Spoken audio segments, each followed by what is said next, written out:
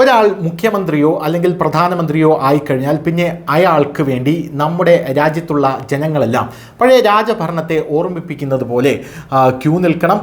അയാൾ പോയി കഴിഞ്ഞിട്ട് മാത്രമേ നമ്മൾക്ക് പോകാനുള്ള അനുവാദമുള്ളൂ, അല്ലെങ്കിൽ പോലീസുകാർ നമ്മളെ തടഞ്ഞു നിർത്തും. കേരളത്തിലൊക്കെ എപ്പോഴും കാണുന്ന ഒരു യാത്രയാണ്. അതായത് മുഖ്യമന്ത്രി പിണറായി വിജയൻ പോയി കഴിഞ്ഞ ശേഷം മാത്രമേ മുഖ്യമന്ത്രി പോകുന്ന വഴിയിലൂടെ നമുക്ക് പോകാനായി സാധിക്കുകയുള്ളൂ.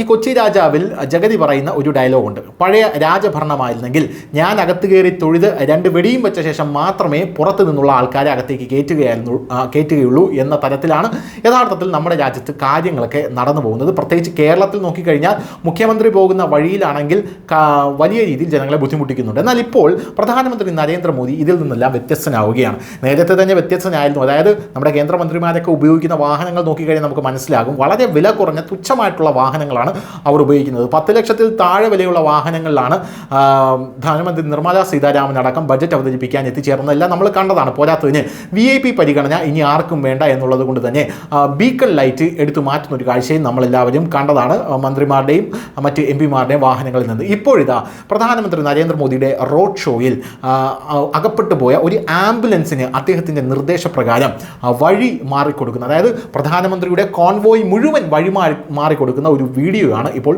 സമൂഹ മാധ്യമങ്ങളിൽ വൈറലായിക്കൊണ്ടിരിക്കുന്നത്.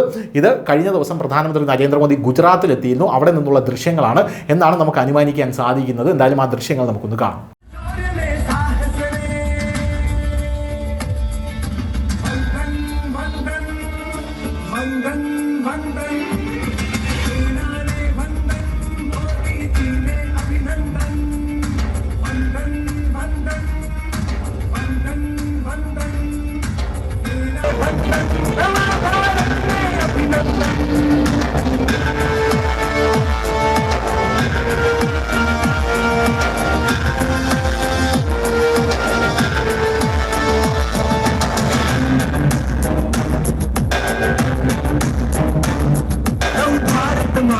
नंबर 6